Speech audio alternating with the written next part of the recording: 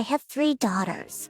Lucy, who's 21, Diane, who is nearly an adult, and Rose, a teen. Unfortunately, their father, my husband, passed away in a work accident 11 years ago. We were all devastated, and it was a terrible shock.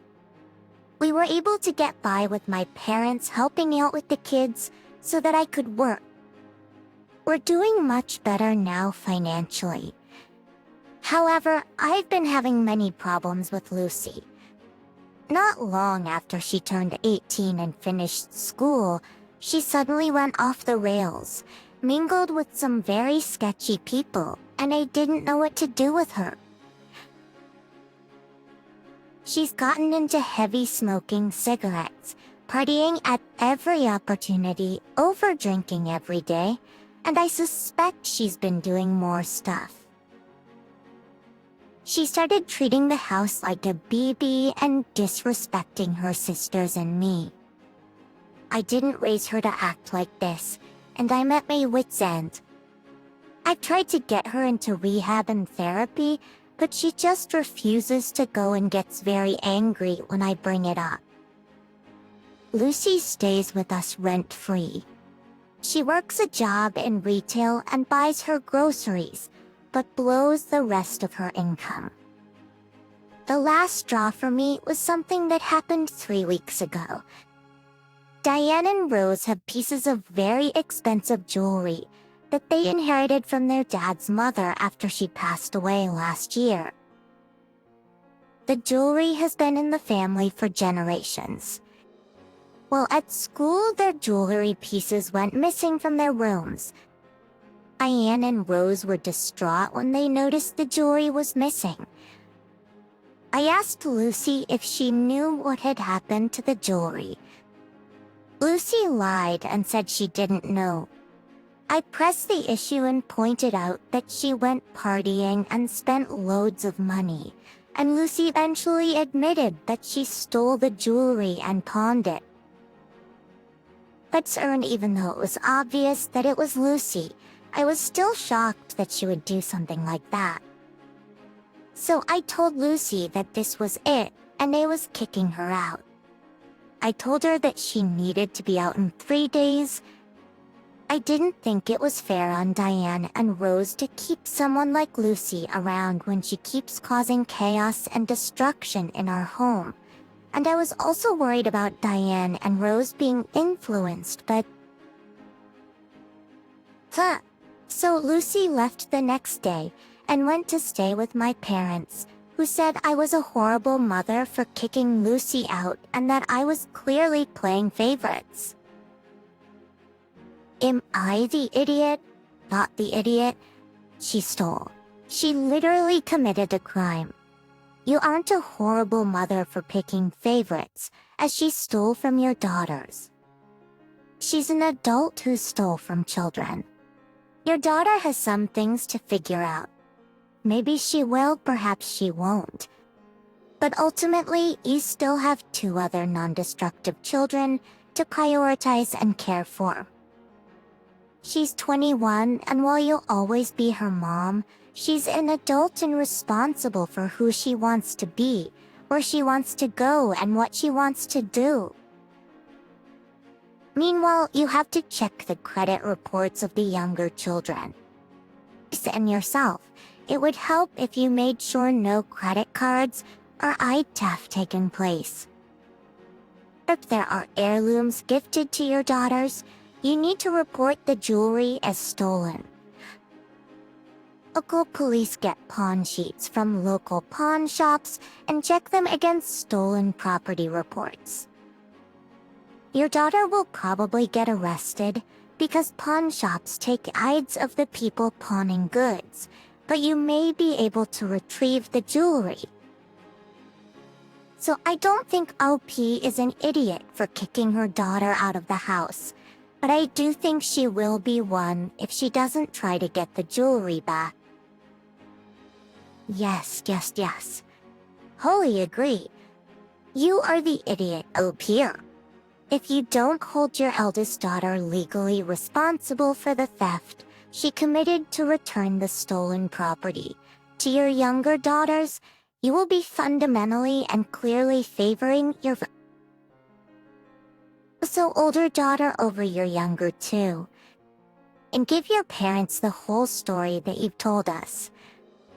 And grandparents will change their tune when their heirlooms disappear into Lucy's party purse. Please warn them to lock up their valuables. Cease stealing from family now, and you 100 are going to protect your younger children from such a sibling. Hopefully, your parents will become allies in your attempt to convince Lucy to get help. I'm just curious about why the younger two received a family heirloom and the oldest didn't. That screams of a much bigger problem if she didn't have one of her own. Maybe Lucy was already acting up prior to this. Emma saw it and was over it, so she didn't leave anything to her in her will.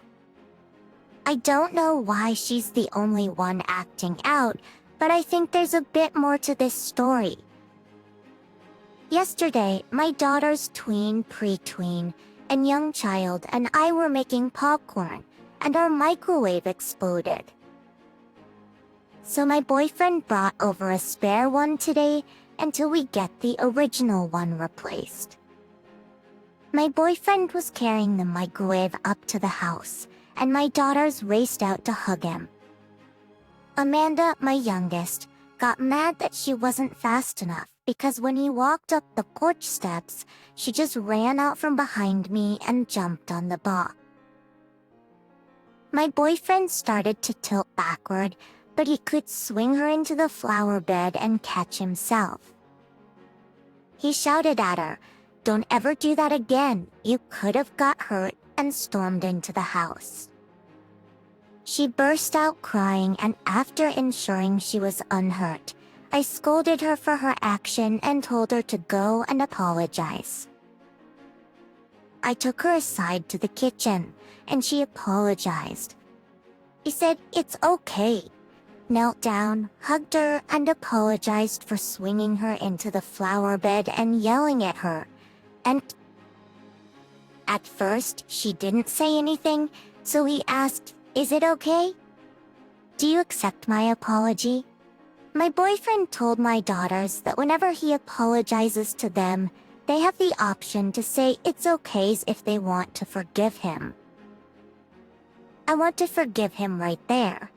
And then, or they can say, "I accept your apology," if they're still a bit mad at him and don't want to forgive him yet.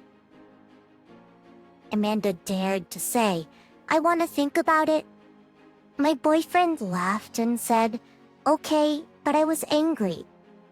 When he left to go to the bathroom, I told my daughter that there was nothing to think about and she needed to accept his apology because he didn't need to apologize in the first place. So she went and told him, "Mommy said I have to accept your apology." He said, "Not until you're ready."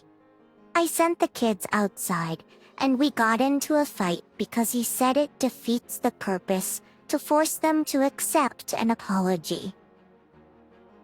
I told him that he was being too soft and letting them manipulate him. I told him that he shouldn't have apologized in the first place and that they would turn into spoiled brats if he kept apologizing for things he shouldn't and letting them apologize when they felt like it. He went for a drive and he's not answering his calls. I feel bad, but I feel right. He's a good guy, and he treats my daughters like they're his and lets them walk all over him. And then when I have to step in and correct my daughter's bad behavior, I'm the bad guy. Got it? I don't know anymore. Am I the idiot? This didn't go where I expected it. You are the idiot. It seems you're angry because your boyfriend is a better parent than you. You're teaching your kid that an apology means nothing. It's just something you say. And if someone has to accept it, that means that they can do things. Say they're sorry and it's over. Just because you have the power to make your daughter say what you want, it doesn't mean she agrees with you. The point is to give her agency in handling her own emotions. You just taught her that her opinion on her feelings don't matter because you're bigger than her. This was my takeaway too. To apologize to this man and then ask him to marry her. He's way better with kids than she is. And she's going to raise 3 children who hate her if she keeps going the way she describes. If he cheats on you and apologizes, are you required to forgive him solely because he apologized? And even if you were forced to accept his apology, would you really forgive him? You can't force feelings. I co-parent my young teen daughter Lily with her father. We are generally flexible with days, and neither of us has a problem with the other. A few weeks ago, he texted me, "Could I pick up Lily on Friday, September X instead of I and drop her off at A instead of B?" When I asked him why, he said his brother-in-law had passed away and his funeral was Saturday and he wanted to leave Friday. It was in a city several hours away. I agreed to this. I wasn't happy with her missing school, but it compromised. A few days ago, a friend of mine sent me pictures from his social media of him with Lily at a ball game from that Friday in the city where his brother-in-law's funeral was. He never told me anything about that, and I texted him asking what was up with that and why he had lied. He said that he hadn't lied. It had been a lucky coincidence that their favorite team was playing in that city, and he figured they might as well go to a game to see some of her favorite players. I asked if she had homework she should be doing, and he said she had plenty of other time to do it, and this was important to him. I'm very big on the importance of Lily doing well in school, so this was upsetting to me that he put a child's game and something he wanted to do over her schoolwork. I don't even think she likes the team for any other reason other than to connect with her father.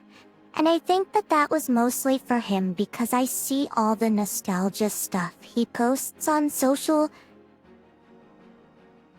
media about the team. I told him he shouldn't have left that out of the plan he gave me and that I wasn't changing custody anymore for his mother's birthday, and that he could pick her up and drop her off a few hours later. But she wasn't staying overnight, and I wanted those hours back later. Now he's incredibly upset at me and called me an idiot for overreacting. I just want Lily to understand that education is important, to be prioritized, and to be surrounded by people who understand that. Am I the idiot? About 2 months ago, and this was the earliest they could schedule the actual procedure on a Friday. He did not talk to me about scheduling this, or whether or not it conflicted with anything already on our schedule. He said he just picked the first available appointment on a Friday because he wants the weekend to recover without having to take extra days off work. Well, it turns out that it does conflict with my schedule. I have a huge workshop for my job next Friday. It's an all-day event, and my boss 100% expects me to be there. My husband was assuming that I would take off work to bring him to the procedure and take him home, but I've had to explain to him that I can't miss this workshop, and he'll have to find his own way. The doctor told him they recommend having someone else drive him because some people pass out from the procedure. So I suggested he take an Uber there and back since the office is only 5 miles from our house. But he said, the last thing I want to do after being cut open is get in a car with a stranger, no matter how close to home it is. He said the whole procedure would only take 10 to 15 minutes, and that I could at least ask if I could get out of the workshop for an hour or so to take him there and back. But where the workshop is being held, I would be gone for at least 2 hours, and my husband's appointment is at 2:30 p.m., so I'd miss the entire afternoon session. I don't want to do that. I think my husband's being unreasonable, and he's fully capable of either driving himself or taking an Uber. He asked me about it again last night, and I told him to stop asking because I wasn't going to do it, and he'd need to figure this out on his own. I told him it was his fault. He scheduled this without talking to me first, and that he would need to reschedule if he wanted me to drive him there. He said he has already waited 2 months and wants this done. He don't have any family nearby to drive him either, and he said he doesn't feel comfortable asking a friend to take him there either, because it's such a personal procedure. So I told him he would have to suck it up and figure it out on his own, because he created this situation by not talking to me about it first. He's barely talking to me now, and he said he feels like I'm putting my job above him and our relationship. I told him that that was ridiculous, because it's not like this is life or death. He'll be in and out in 20 minutes, and then spend the whole weekend sitting on a couch watching football and playing video games while I do everything around the house. He'll be fine, but he still thinks I'm being an idiot, because I won't take off work to drive him there and back. I didn't even notice there was a conflict until 2 to 3 weeks later. He just sent me a text with the time and a date that he scheduled it for, because he tried to call but I was busy and didn't answer. Not the idiot. He can simply reschedule if he wants or take an Uber. It's literally that easy to decide and pick an option, and the procedure is so easy and fast, with the majority of men being just fine through it. He's acting like they'll cut his torso in half. He can't expect you to bend over backward and miss a very important workshop that's been scheduled for months. At first, I was going to say you're not the idiot because your husband's not a child and needs to figure it out on his own if he doesn't bother checking his schedule with you. However, after seeing some of your edits, that he did in fact check with you, and your lack of communication skills is at fault here, I'm going to change that to a double idiot. Number 1, for your lack of communication with your husband and trying to blame him. And number 2, for conveniently leaving this crucial part of information out of your story. You are the idiot. He's your husband. You should be there to support him, not just to drive him there and back. How would you feel if the situation was reversed, and you went in for a surgery and he refused to take the time to be there with you? Also, it's not just physical, but also psychological. So, claiming that it's not that big of a deal is really toxic? Like you're wrong for downplaying his feelings. My boyfriend Colin and I have been together for 7 months. He just found out I worked with men and flipped out. Just of consistence. I work in a very male-dominated field, and my team consists of 1 other woman and a bunch of men. My team is great and we often meet up outside of work too, for drinks, board games, sports, etc. Last weekend, we had a weekend team building event, and we rented 2 houses to stay in. The problem arose when I showed my boyfriend pictures of the team event. He asked where my female colleagues were, and I told him I only had 1 female coworker. Got to the rest were men. He got angry and accused me of lying to him. I never lied to him. He never asked about my work's male-to-female ratio. He said that it's lying by omission, and I kept it a secret from him, because no man would want their girlfriend to hang out so much with a bunch of men. He also accused me of using misleading nicknames when talking about my colleagues like Danny, so he'd think that I was talking about a Danielle and not a Daniel.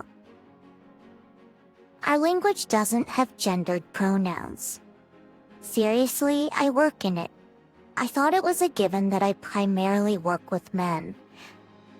I think these accusations are baseless, and I don't get what's wrong with socializing with my male coworkers. I told my brother about it, expecting him to be on my side. But he said that even though I wasn't wrong, I should have known that Colin wouldn't like me going on an overnight trip with a bunch of men. This whole situation is ridiculous. But my brother made me think maybe it's something I should have told Colin about it. Am I the idiot? What does he expect you to do? Leave your job and get a girly job. For a guy you've been with for less than a year, the only thing you should tell Colin is goodbye, not the idiot. If you stay with Colin, you'll be abused more than you currently are. Having a job is not hanging out with a bunch of men. This is a huge red flag in your relationship. He's showing his true colors, and it won't get better. Your boyfriend's behavior is irrational, insecure, possessive, and wildly disproportionate to the situation. You didn't lie, not even by omission. You do not hang out with a bunch of men. You work with them in a professional setting, and it's not your boyfriend's place to tell you who you can and cannot be around, regardless of the circumstances. Dump him. This situation is ridiculous. Your boyfriend is a misogynist. He's telling you that you're not trustworthy enough to have men around you. Call him out. Tell your boyfriend that if he can't deal with your job and trust you, you're done with him. It isn't the 1950s anymore. And no, you didn't need to tell Colin about the male-to-female ratio at work, and by extension, I'm not in the eat field, and know that it's a male-dominated field. This isn't uncommon knowledge. So throw the whole man in the garbage,